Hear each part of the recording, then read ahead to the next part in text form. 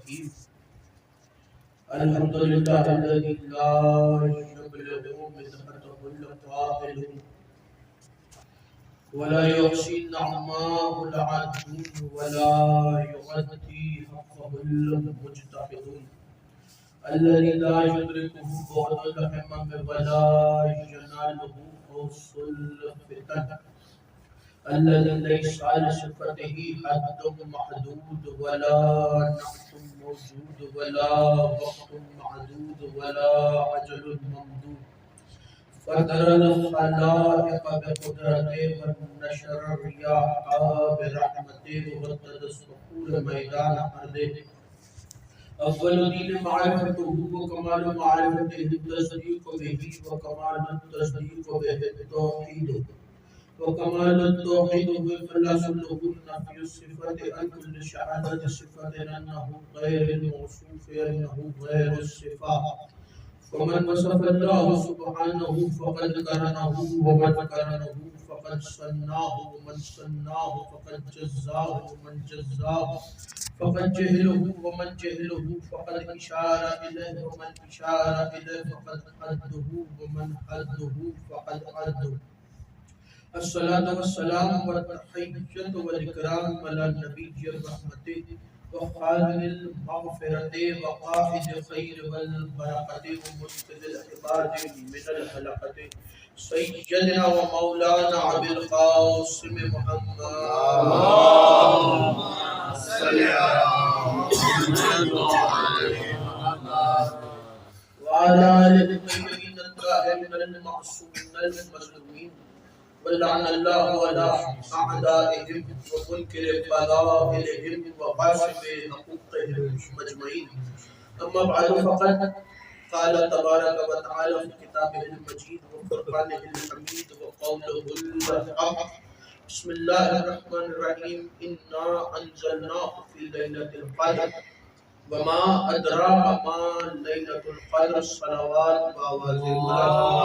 اللهم صل على محمد وآل محمد.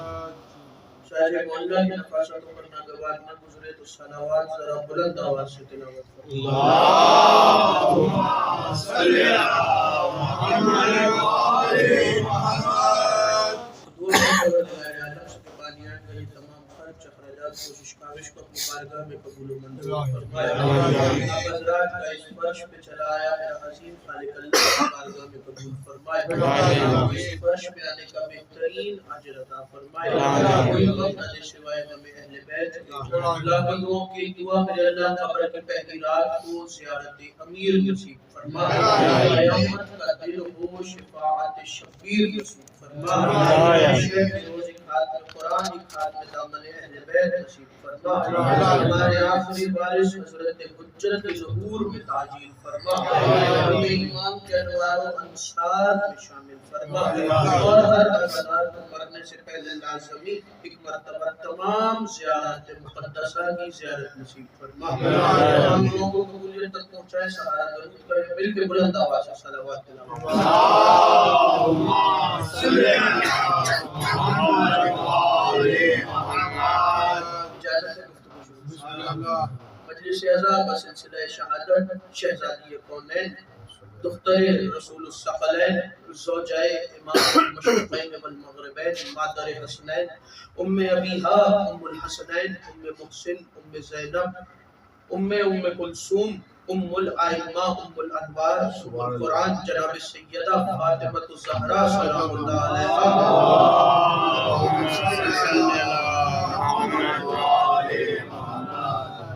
منقل ہے اور سرنامہ کلام میں قرآن کریم کی 2 آیات باقی ہدایات تلاوت کرنے کا شرف حاصل ہوا.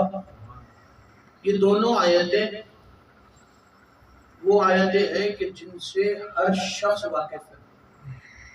اس لیے کہ کسی اور طریقے سے نہ صحیح لیکن جس سورہ میں یہ آیتیں موجود ہیں سورہ کی تلاوت نماز میں کی جاتی ہے. ہر واجب نماز میں کم سے کم ایک رکعت میں سورہ کی تلاوت موجود ہے اور سب نماز پڑھنے والے اس سورہ کی تلاوت کرتے ہیں. پہلی 2 آیتیں سورہ مبارکہ قدر انا انزلنا. قرآن کریم کا ترتیب تلاوت کے حساب سے 97 نمبر کا سورہ 97، اور ترتیب نزول کے حساب سے 25 نمبر کا سورہ 25 نمبر کا سورہ ترتیب نزول کے حساب سے، ترتیب تلاوت کے حساب سے، کتابت کے حساب سے 97 نمبر کا سورہ، 25ویں نمبر پہ سورہ نازل ہوا ہے، اس لیے یہ سورہ مکی ہے۔ قرآن کریم میں 2 سورے خاص طور پر ایسے ہیں کہ جو سیدہ کی شان میں نازل ہوئے، توجہ، 2 سورے ایسے ہیں جو خاص طور پر، ویسے تو پورا قرآن ہی اہل بیت کے گھر کا قصیدہ ہے، اس کی آیت آیت اہل بیت کی شان بیان کر رہی ہے، اگر پڑھنے والا اس معرفت کے ساتھ پڑھے۔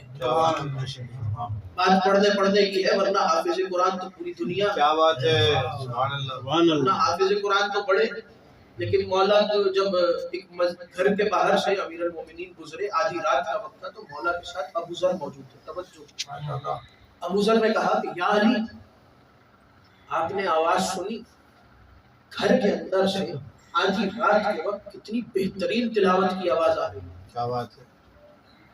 امیر المومنین نے کہا ابو ذر، یہ جتنی اچھی تلاوت ہے اتنا ہی برا انسان ہے۔ ارے کیا بات ہے، یہ جتنی اچھی تلاوت کر رہا ہے اتنا ہی برا انسان ہے۔ یا علی، اتنا اچھا قاری قرآن، اتنا اچھا حافظ قرآن، اور آپ اس کو برا کہہ رہے ہیں۔ مولا نے کہا اس کی یہ تلاوت اس کو قیامت میں کسی کام نہیں آئے گی، اس لیے کہ یہ دشمن اہل بیت ہے۔ جو ہمارے گھر کا دشمن ہو وہ قرآن کا حافظ ہی کیوں نہ ہو، نہ قرآن کسی فائدہ دے گا، نہ اس کی کوئی عبادت اس کو کوئی فائدہ دے گا۔ تو ارشاد ہو رہا ہے، توجہ، بسم اللہ الرحمن الرحیم، بات سمجھ میں آئے تو اتنا ضرور بولیے گا کہ پتہ چلے کہ میرا خطاب سقیفہ کے امیروں سے نہیں، قدیر کے فقیروں سے۔ یاور انکل نے مجھے حکم کیا اور میں آپ حضرات کے چہروں کی زیارت کے لیے حاضر ہو گیا۔ طبیعت ناساز ہے، اگر کوئی کمی کوئی کوتاہی رہ جائے تو معافی کا طلبگار ہے، توجہ مکمل طور پر رکھیے گا۔ ارشاد ہو رہا ہے انا انزلناہ فی لیلۃ القدر، ہم نے اسے لیلۃ القدر میں نازل کیا۔ یہ ترجمہ کیا جاتا ہے کہ ہم نے اسے لیلۃ القدر میں نازل کیا، لیکن اگر تفاسیر اہل بیت کو پڑھیں تو کیا کہتے ہیں، ہم نے لیلۃ القدر کو نازل کیا، ہم نے لیلۃ القدر کو نازل کیا۔ اور اگلی آیت میں اللہ کہہ رہا ہے وما ادراک ما لیلۃ القدر، تم کیا جانو کہ لیلۃ القدر کیا ہے، تم ہوتے کون ہو کہ جو لیلۃ القدر کا ادراک حاصل کرو، تم لیلۃ القدر کا ادراک حاصل ہی نہیں کر سکتے۔ اب ان دونوں آیتوں کو ذہن میں رکھیے گا۔ امیر المومنین کا ایک فرمان ہے، امیر المومنین نے فرمایا انا کلام اللہ الناطق، اللہ کا نطق کرتا ہوا کلام ہے علی، اللہ کا بولتا ہوا کلام ہے علی۔ اب یہ دونوں آیتیں اور مولا کا یہ فرمان ذہن میں رکھیں۔ ایک دن امیر المومنین گھر میں داخل ہوئے، اور جیسے ہی گھر میں داخل ہوئے تو سیدہ نے دروازہ کھول کے اپنے والی، اپنے شوہر کا استقبال کرنے کے بعد امیر المومنین آئے، علی مسند پہ تشریف رکھے، علی مسند پہ بیٹھے، سیدہ گئی جا کے پانی سے بھرا ہوا جام لے کے، یا علی پانی نوش فرمائیے۔ امیر المومنین نے پانی پیا، سیدہ علی کے سامنے بیٹھے، توجہ، کہنے لگی یا علی میرا دل ہے کہ آج میں آپ کو اولین اور آخرین میں ہونے والے، قیامت تک کے اولین اور آخرین میں ہونے والے وہ واقعات جو ہوں گے اور وہ واقعات جو نہیں ہوں گے، میں وہ آپ کو بتاؤں گا۔ علی کون ہے؟ جو کلام اللہ ہے، ناطق ہے۔ اور سیدہ کہہ رہی ہے یا علی میرا دل ہے کہ میں آپ کو وہ باتیں بتاؤں جو اولین سے آخرین تک ہوں گی، اور وہ باتیں بھی بتاؤں جو اولین سے اور آخرین کے درمیان نہیں ہوں گی۔ دونوں باتیں میں آپ کو بتانا چاہتا ہوں۔ امیر المومنین نے یہ بات سنی، بغیر کوئی جواب دیے مسکرا کے علی اٹھ کے گھر سے نکلے اور مسجد میں داخل ہوئے۔ توجہ نہیں کیا، میں نے یہ نہیں کہا کہ گھر سے نکل کر مسجد کی طرف گئے، گھر سے نکلے اور مسجد میں داخل ہوئے. کیا بات ہے، سبحان اس لیے اللہ. کہ علی کا وہ واحد گھر ہے جس کا دروازہ مسجد میں کھلتا ہے. واہ، اللہ نے سب کے گھروں کے دروازے بند کروا دیے. کیا بات ہے. محمد کے گھر کا دروازہ ہے کہ اے میرے حبیب کے دروازہ اسی مسجد میں رہے اور آج بھی وہ دروازہ موجود ہے. علی مسجد میں داخل ہوئے، رسول تنہا مسجد میں اپنی مسند پہ بیٹھے. علی آئے، رسول کے سامنے بیٹھے. یا علی کیا ہوا؟ آپ مشکل کشا ہیں اور آپ کے چہرے پہ پریشانی ہے. اب جانتے تو علی بھی سب کچھ ہے، اس لیے کہ امام وقت ہے، امام المتقین ہے، امیر المومنین ہے، ہر شے کو جانتے ہیں. لیکن چونکہ ہم تک پہنچانا تھا تاکہ ہمیں بھی کچھ علم آئے اور ہمیں بھی کچھ پتا چلے، تو رسول سے کہنے لگے کہ یا رسول اللہ گھر میں یہ سب ہوا. سیدہ نے کہا کہ میں آپ کو اولین اور آخرین کی تمام واقعات سنانا چاہتا ہوں. تو رسول مسکرائے اور مسکرا کر علی کو سینے سے لگایا. سینے سے لگا کر کہنے لگے یا علی آپ جانتے ہیں کہ میں اور آپ وہ ہے کہ جو کائنات کی ہر شے کو جانتے ہیں اس کے ہونے سے پہلے. اے علی آپ اور میں کائنات کی ہر شے کو جانتے ہیں اس کے ہونے سے پہلے. لیکن یا علی آپ کو یہ بھی معلوم ہے کہ جس طرح ہم کائنات کی ہر شے کو جانتے ہیں اسی طرح میری بیٹی زہرا بھی کائنات کی ہر شے کو جانتی ہے. امیر المومنین وہی سجدے میں گرے، سجدے میں سر رکھ کے کہنے لگے میرے اللہ تیرا شکر ہے تو نے مجھے ایسی زوجہ عطا کی. سجدے سے سر اٹھایا، علی گھر میں داخل ہوئے. جیسے ہی مولا گھر میں داخل ہوئے حجرے سے سیدہ نکلی اور مسکرا کر اب جو علی کر کے آئے ہیں وہ مسجد میں کر کے آئے ہیں. جو کچھ ہو رہا ہے مسجد میں ہو رہا اور مسجد میں علی اور رسول کے علاوہ کوئی نہیں ہے. جیسے ہی علی گھر میں داخل ہوئے سیدہ حجرے سے نکلی اور حجرے سے نکل کے صحن میں آ کر کہنے لگی یا علی جو کچھ گھر میں ہوا جا کے میرے بابا کو بتا کر آ گئے. جو کچھ گھر میں ہوا جا کے آپ میرے بابا کو بتا کر آ گئے. کہ یا علی میں وہ بھی جانتی ہوں جو آپ نے میرے بابا کو بتایا، میں وہ بھی جانتی ہوں جو آپ کو میرے بابا نے کہا. جو بابا نے جواب دیا میں وہ بھی جانتا ہوں. یا علی بیٹھیے. علی بیٹھے. سیدہ گفتگو کر رہی ہے. کس سے گفتگو کر رہی ہے کہ جو کلام اللہ ہے. سیدہ اس سے خطاب کر رہی ہے. سیدہ نے کہا یا علی تشریف رکھیں. علی بیٹھے. کہ یا علی آپ کا توجہ، آپ کا اور میرے بابا کا نور آدم سے لے کر عبد المطلب کی پیشانی تک آیا.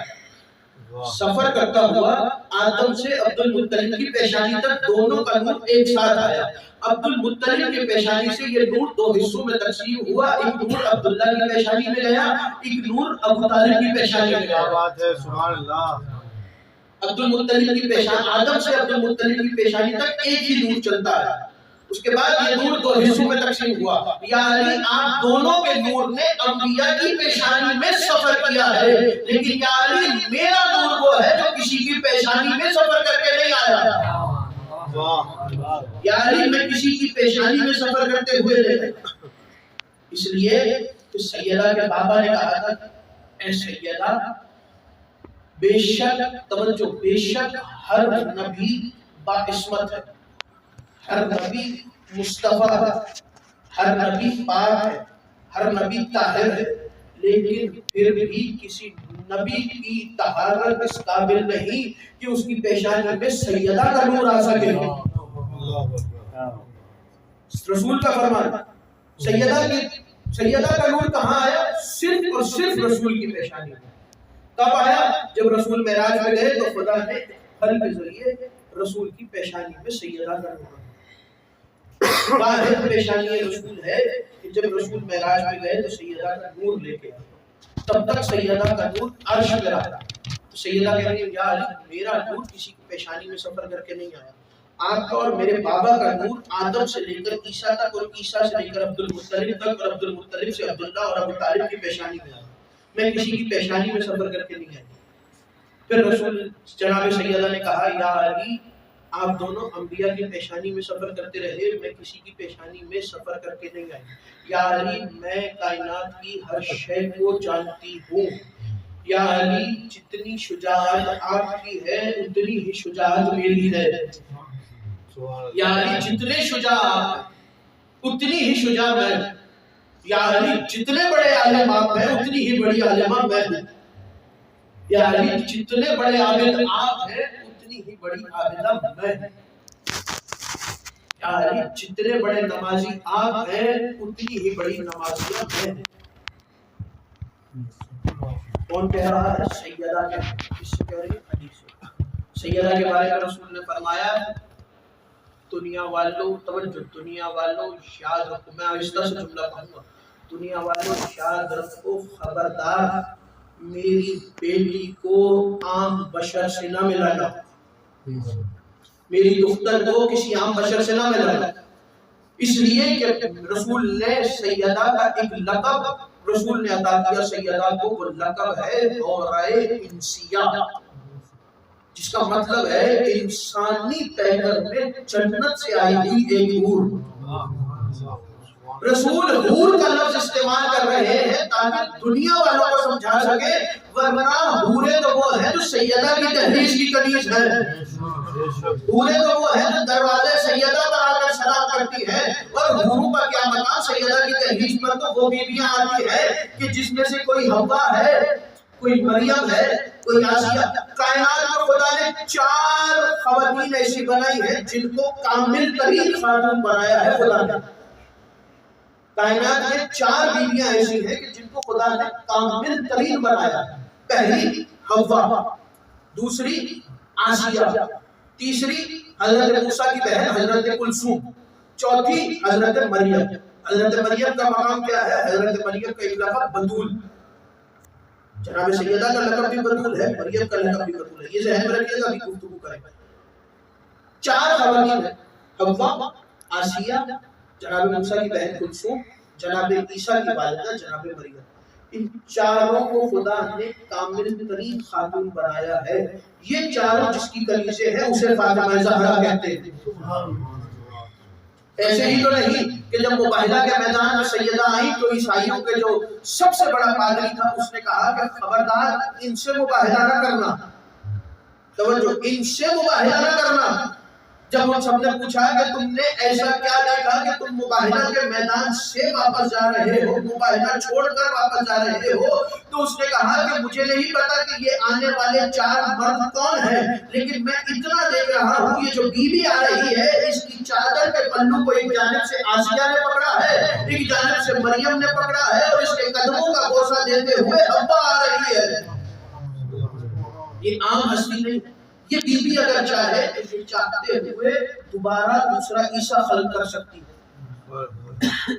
اب جملہ آپ کے حوالے کروں، رسول کے فرمان کے مطابق سیدہ اگر چاہے تو رضوان جنت کو درزی بنا دے، اور سیدہ اگر چاہے تو درزی کو نبی بنا دے۔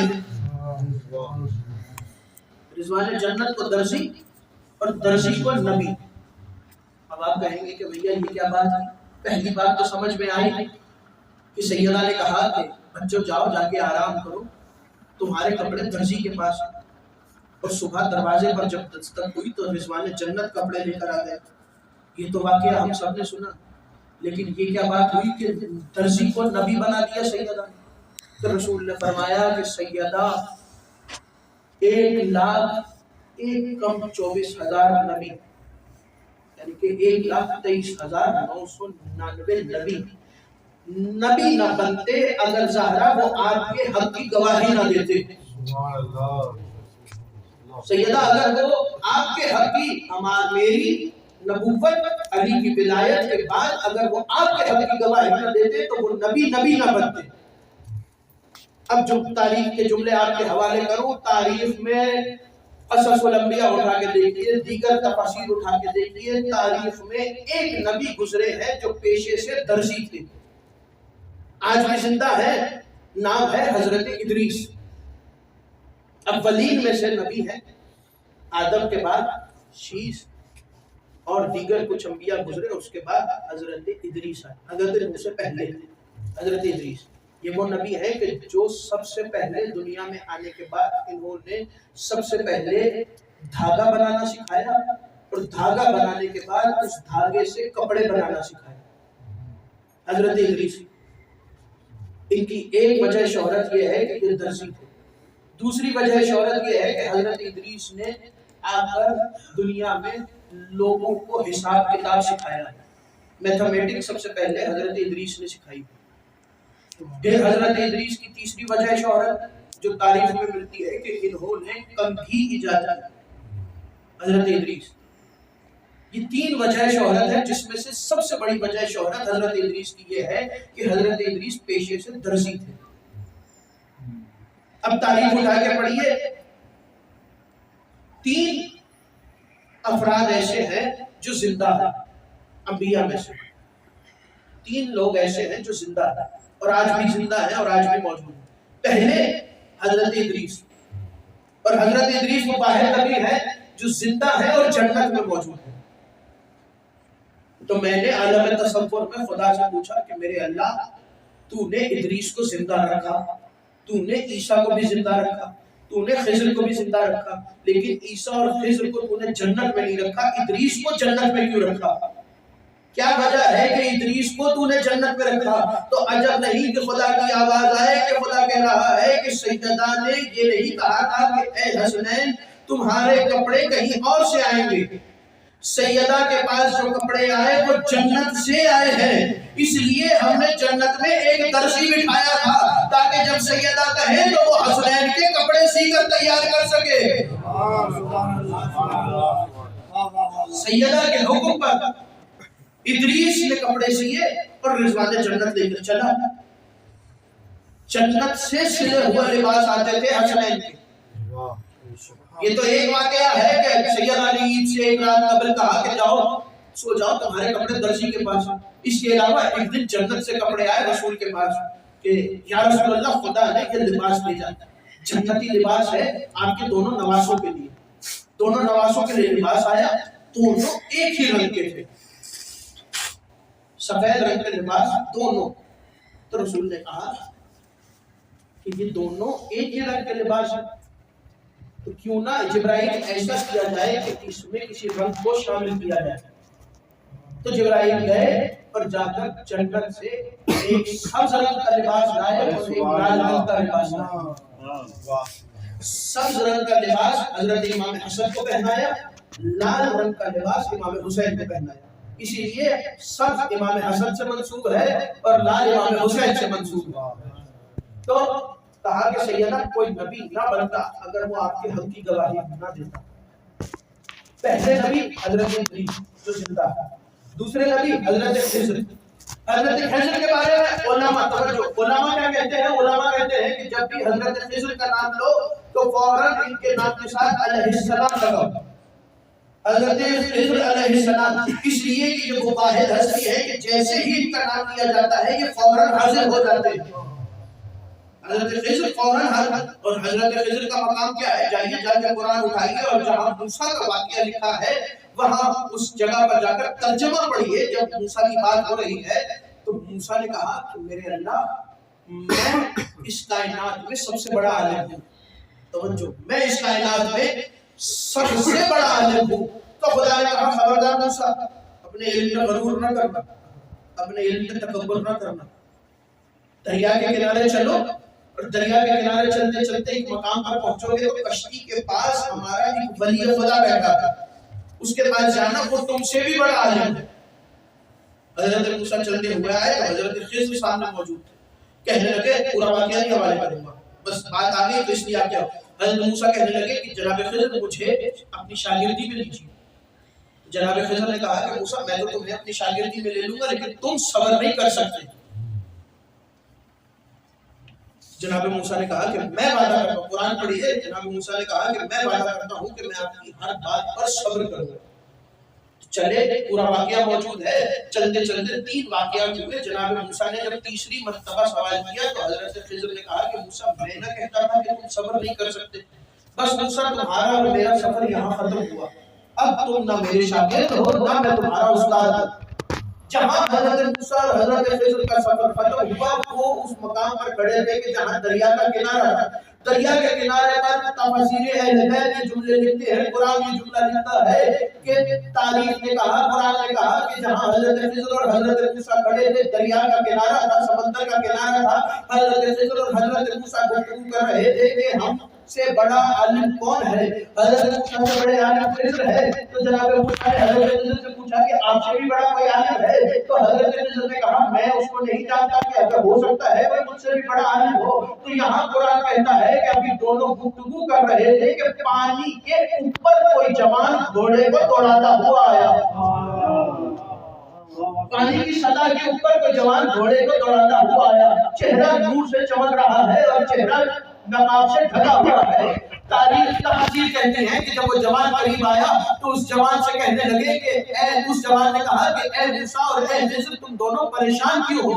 تو موسیٰ اور خضر نے اس جوان سے مخاطب ہو کے کہا, توجہ, موسیٰ اور خضر نے اس جوان سے مخاطب ہو کے کہا کہ ہم اس لیے پریشان ہیں کہ ابھی ایک پرندہ آیا تھا, اس پرندے نے آ کے ایک قطرہ دریا میں سے پانی کا اٹھایا اور مشرق کی طرف پھینکا, ایک قطرہ اٹھایا مغرب کی طرف پھینکا, ایک قطرہ اٹھایا شمال کی طرف پھینکا, ایک قطرہ اٹھایا جنوب کی طرف پھینکا, پھر ایک قطرہ اٹھایا آسمان کی طرف پھینکا, پھر ایک قطرہ اٹھایا سمندر کے اندر واپس پھینک کے وہ پرندہ چلا گیا. ہم پریشان ہیں کہ اس نے ہمیں کیا سمجھانے کی کوشش کی ہے, ہمیں سمجھ میں نہیں آیا, اس لیے کہ ہمارا علم اتنا محدود ہے کہ ہم اس پرندے کی بات کو نہیں سمجھ سکے. تو اس جوان نے کہا کہ خضر اور موسیٰ پریشان کیوں ہوتے ہو؟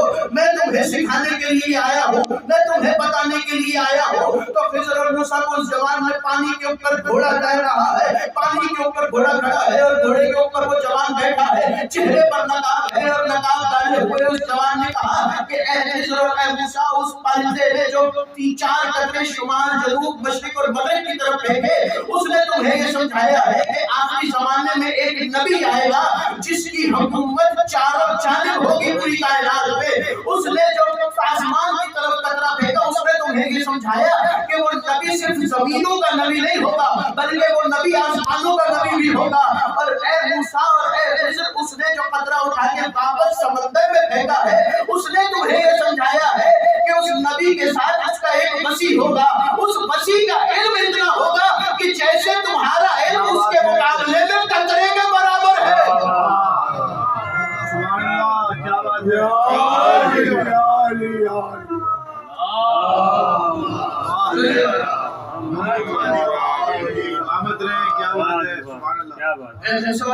تمہارا علم قطرہ اور اس کے وسیع کا علم سمندر. جب تفاسیر اہل بیت نے ڈھونڈنا شروع کیا کہ کون تھی وہ ہستی آنے والی کہ جس کے چہرے پر نقاب تھا اور اس نے ان کو شکل بھی نہ دکھائی, تو بعد میں منبر کوفہ کی تاریخ سے ایک جملہ بنا. منبر کوفہ کے منبر پر بیٹھ کر علی ابن ابی طالب نے اپنے سینے کی طرف اشارہ کرتے ہوئے کہا تھا کہ دنیا والوں یاد رکھو خضر اور موسیٰ کو پڑھانے والا میں علی ابن ابی طالب ہوں. خضر اور موسیٰ کو پڑھانے والا میں علی ابن ابی طالب. تو دوسری ہستی جناب خضر. تیسری ہستی کون جن کو خدا نے زندہ رکھا؟ تیسری ہستی ہے جناب عیسیٰ ابن مریم. جناب مریم کون؟ جناب مریم بطول صغرا.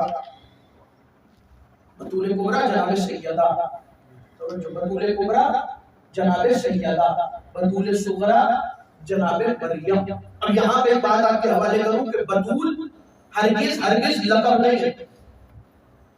جیسے مردوں میں عہدے ہیں, نبی کا عہدہ, رسول کا عہدہ, پیغمبر کا عہدہ, ولی کا عہدہ, وزیر کا عہدہ, ویسے ہی خواتین میں ایک عہدہ ہے وہ ہے بطول کا عہدہ. اور اس عہدے پر کائنات میں صرف 2 ہی بیویاں فائز ہیں, ایک ہے بطول صغرا جناب مریم اور ایک ہے بطول کبرا جناب سیدہ فاطمہ الزہرا سلام اللہ علیہا.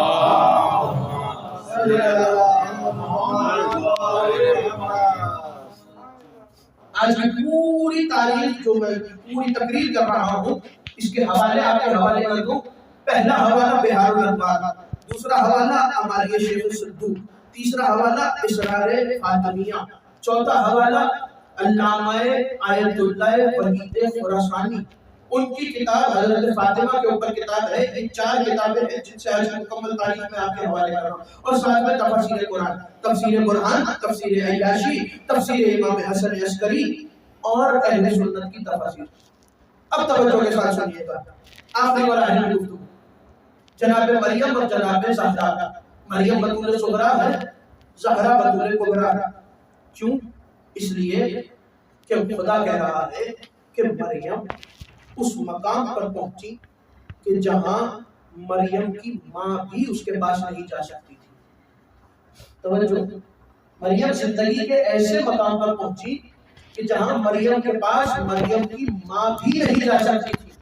اس مقام پر جب مریم تنہا تھی تب خدا کا فرشتہ آیا اور فرشتے نے آگے کہا کہ انا رسول ربک، میں رسول کا، میں رب کا بھیجا ہوا رسول ہوں، میں خدا کی طرف سے آیا ہوں. مریم نے کہا کہ کیوں آئے ہو؟ تو اس نے کہا کہ میں تمہیں بیٹا دینے آیا ہوں، میں رب کا بھیجا ہوا رسول ہوں اور تمہیں بیٹا دینے آیا ہوں. توجہ جملے پر رکھیے گا، میں رب کا بھیجا ہوا رسول ہوں اور بیٹا دینے آیا ہوں. مریم کے دروازے پر فرشتہ آگے کہہ رہا ہے میں بیٹا دینے آیا ہوں. زہرا کے دروازے پر فرشتے نے آگے دستک دی. اندر سے فضا کی آواز آئی کون ہے؟ تو فرشتے نے آواز دے کے کہا مسکین ہوں، روٹی لینے آیا ہوں. جو فرشتہ مریم کے دروازے پر آگے کہہ رہا ہے بیٹا دینے آیا ہوں، وہ زہرا کے دروازے پر آگے کہہ رہا ہے روٹی لینے آیا ہوں، کپڑے لے کر آیا. امام محمد تقی علیہ السلام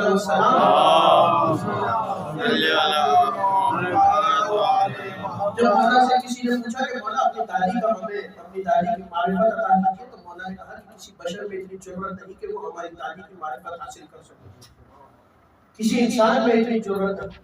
لیکن ہاں تمہیں تمہارے ظرف کے مطابق بتاتا ہوں کہ جو آسمانوں میں فرشتوں میں سب سے آگے بیٹھتا ہے وہ ہماری دادی کے دروازے پہ سب سے پیچھے بیٹھتا ہے. جو ملائکہ کا سردار ہے وہ ہماری دادی کی دہلیز میں سب سے پیچھے بیٹھتا ہے. اور یہاں میں جملہ آپ کے حوالے کروں کہ سیدہ کی دہلیز پر بیٹھنے والے کسی نے نہیں کہا کہ یا رسول اللہ یا علی ہمیں جنت دیکھنے کی خواہش ہے، یا رسول اللہ ہمیں جنت دیکھنی ہے، ہمیں جنت کی سیر کروائیے. سیدہ کی دہلیز پر بیٹھنے والے کسی نے نہیں کہا کہ ہم جنت دیکھنا چاہتے ہیں، لیکن جنت والے کہتے تھے اے میرے اللہ ہم دہلیز سیدہ دیکھنا چاہتے ہیں، ہمیں دہلیز سیدہ کی ماننا ہے. تو جناب مریم بطول صغرا، جناب زہرا بطول کبرا. مریم بطول صغرا اس لیے کہ مریم کا ایک قصر معصوم ہے، زہرا کے 11 بیٹے معصوم ہیں. مریم کے لیے خدا جنت سے کھانے بھیج رہا ہے، زہرا کے گھر سے کھانے بن بن کے جنت میں جا رہے ہیں. مریم اور زہرا کا مقابلہ نہیں ہو سکتا. خدا نے مریم کے بیٹے کو زندہ کیوں رکھا؟ تو میں نے پوچھا کہ میرے اللہ بتا تم نے عیسیٰ کو زندہ کیوں رکھا؟ تو عجب نہیں کہ خدا کی آواز ہے. توجہ، تاریخیں کہتی ہیں کہ عجب نہیں کہ خدا کی آواز ہے کہ میں نے مریم کے بیٹے کو اس لیے زندہ رکھا کہ تاکہ مریم کا بیٹا دنیا والوں کے عقیدے درست کر سکے. عقیدے کیسے درست کرنے ہیں؟ مریم کا بیٹا جب آئے گا تو مریم کا بیٹا اس وقت آئے گا کہ جب زہرا کا بیٹا بھی آئے گا. زہرا کا آخری بیٹا ہے، زہرا کا 11واں بیٹا ہے. جب زہرا کا بیٹا آئے گا کعبے کا حرم ہوگا، حرم کا مقام ہوگا. مریم کا بیٹا بھی آئے گا، زہرا کا بیٹا بھی آئے گا. زہرا کا بیٹا آگے کھڑا ہوگا، مریم کا بیٹا پیچھے کھڑا ہوگا. نماز کا وقت ہوگا، امام زمانہ پلٹ کر کہیں گے تقدم یا مریم، اے مریم کے بیٹے عیسیٰ آگے آؤ اور آ کر نماز پڑھاؤ. عیسیٰ ہاتھ باندھ کر کہیں گے کہ میری کیا ضرورت ہے میں زہرا کے بیٹے سے ایک قدم بھی آگے رکھوں، میری کیا ضرورت ہے میں زہرا کے بیٹے کو نماز پڑھاؤں. اس وقت مریم کا بیٹا عیسیٰ دنیا والوں کی آنکھوں میں آنکھیں ڈال کے کہے گا کہ دنیا والوں عقیدے درست کرو. جس کا آخری بیٹا عیسیٰ جیسے نبی کے پیچھے نماز نہیں پڑھتا، اس کا باپ کسی بت پرست شرابی کے پیچھے نماز کیسے پڑھتا؟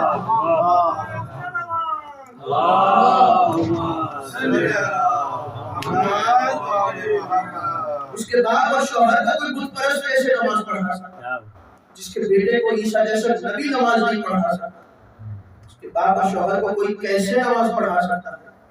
تو خیال کرو دنیا والوں عقیدے درست کرو. خدا نے کہا اس لیے میں نے عیسیٰ کو زندہ کیا. عیسیٰ زہرا کے بیٹے کے حامی و ناصر ہیں۔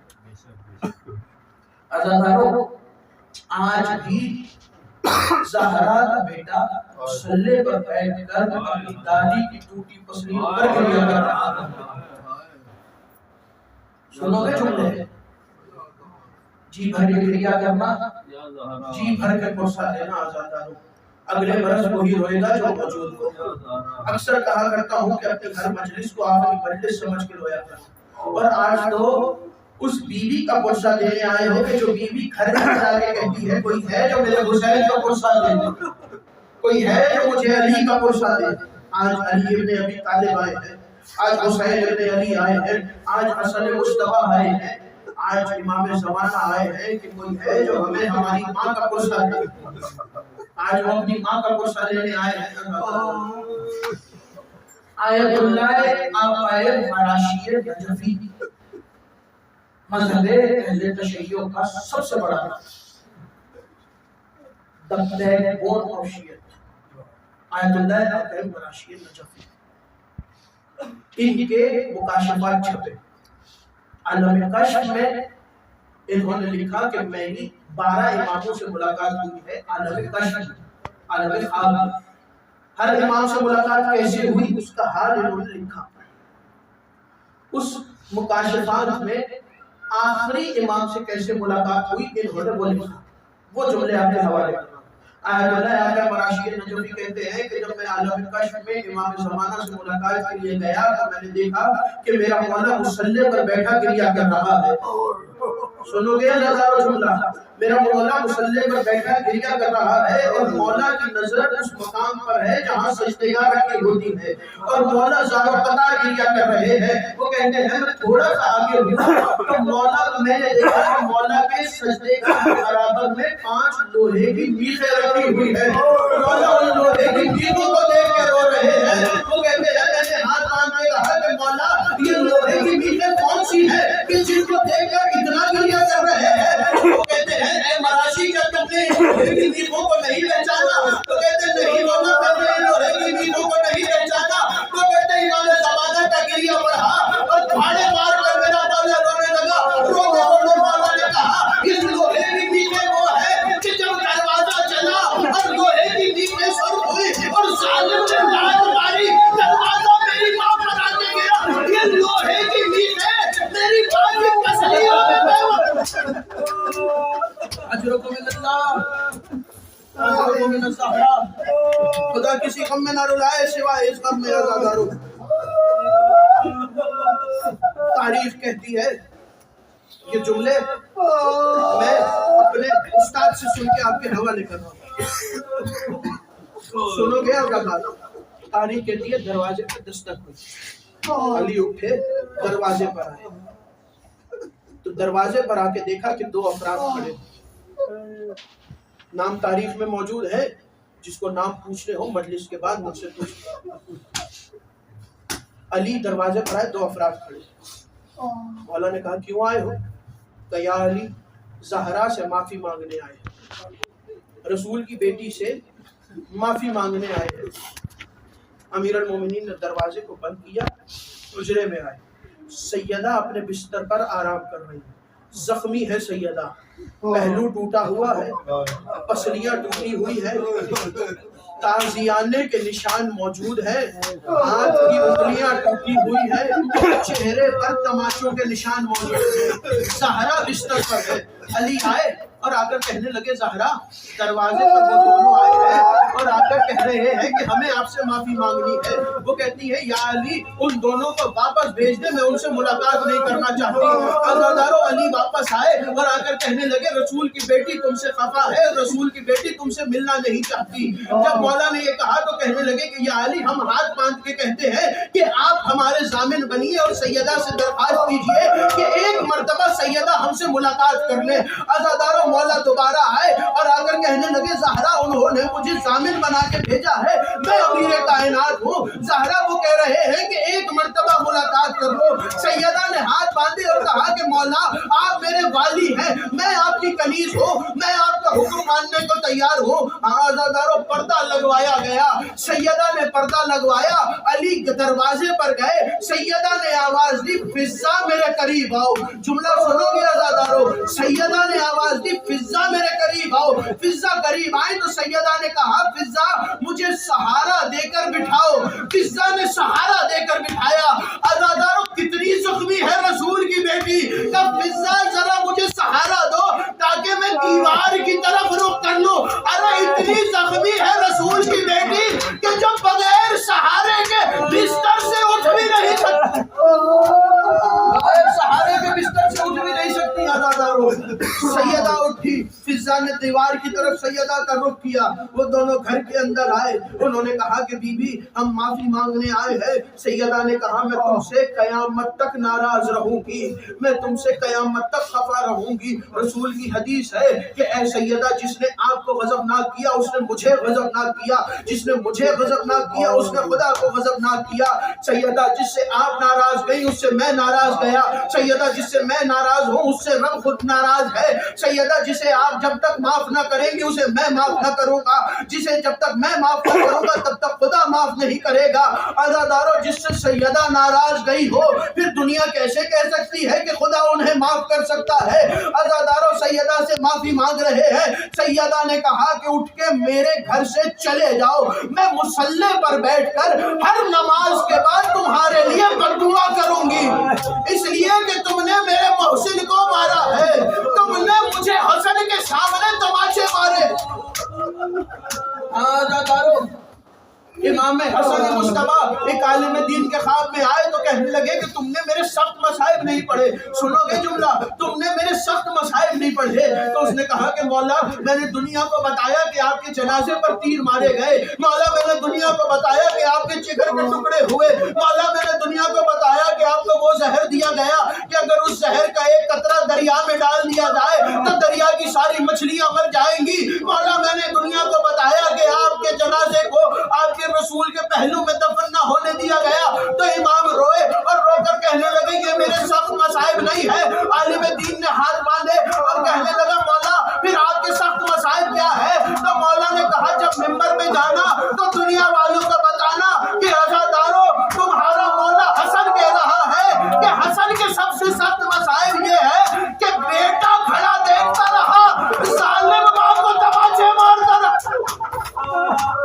بیٹا دیکھتا رہا ظالم ماں کو تماچے مارتا رہا۔ عزادارو ہو گیا جنازہ تیار، ہو گیا غسل، ہو گیا کفن، ماں اور بیٹے کی محبت کے ایک واقعہ سن لو اور مجھے اجازت دے دو میں ممبر ماتمیوں کے حوالے کروں۔ عزادارو تاریخ کہتی ہے کہ بعد از شہادت سیدہ کچھ دن گزرے تھے کہ علی اپنے بستر پر آئے، زینب اپنے بستر پر آئی، علی امیر المومنین کی آنکھیں بند ہوئی کہ علی تڑپ کر اٹھے۔ کیوں اٹھے؟ علماء کہتے ہیں اس لیے اٹھے کہ سیدہ نے آ کر کہا کہ یا علی آنکھیں کھولے میرا حسین بڑا پیاسا ہے، یا علی میرا حسین بڑا پیاسا ہے، یا علی میرے حسین کو پانی پلائیے۔ علماء کہتے ہیں کہ جب علی آدھی رات کے وقت گھر کے اس حصے میں آئے کہ جہاں پانی کا سامان رکھا تھا تو آ کر منظر کیا دیکھا، چھوٹی سی شہزادی زینب پانی ڈالنے کی کوشش کر رہی ہے۔ جب پانی نہ ڈلا اور بابا کو دیکھا تو بابا نے کہا کہ بیٹا آدھی رات کے وقت ادھر کیا کر رہی ہو؟ تو رو کر کہنے لگی بابا ابھی اماں خواب میں آئی تھی اور رو کر کہہ رہی تھی زینب اٹھ میرا حسین بڑا پیاسا، زینب آنکھیں کھول میرا حسین بڑا پیاسا ہے۔ عزادارو یہ ایک واقعہ ہے ماں اور بیٹے کی محبت کا۔ دوسرا واقعہ سن لو۔ عزادارو جنازہ تیار ہوا، امیر المومنین نے کہا بچوں آؤ اور آ کے ماں کے جنازے سے لپٹ جاؤ، ماں سے آخری ودا کر لو۔ حسن آگے بڑھے، زینب آگے بڑھی، ام کلثوم آگے بڑھی، تینوں بچے ماں کے جنازے سے لپٹ گئے۔ عزادارو مولا نے کہا میرا حسین کہاں پر ہے؟ جب مولا نے پلٹ کے دیکھا تو چند قدم کے فاصلے پر حسین رو رہے ہیں اور آگے نہیں آ رہے۔ کہ حسین ماں کے جنازے سے لپٹ کیوں نہیں رہے؟ حسین ماں سے آخری ودا کیوں نہیں کر رہے؟ تو کہا جب تک اماں ویسے نہیں بلائیں گی جیسے بلایا کرتی ہے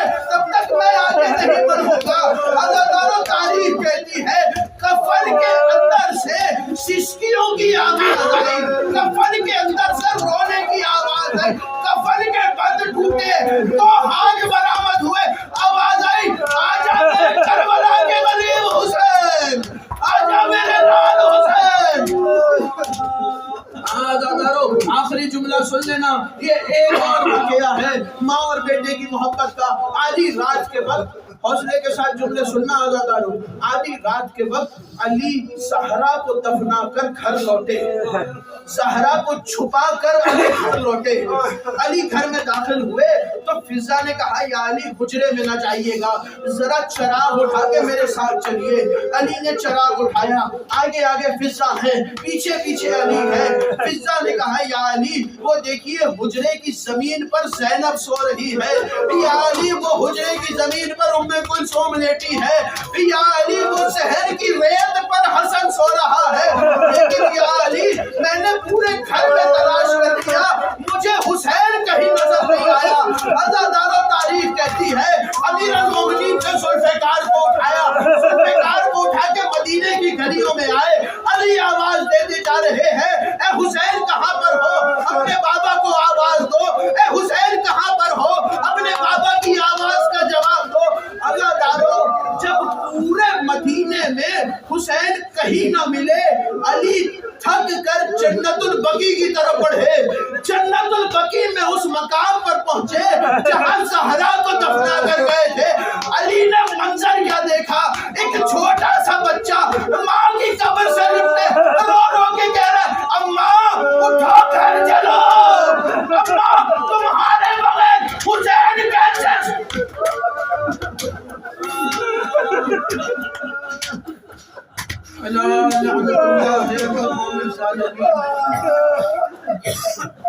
मातमे हुसैन।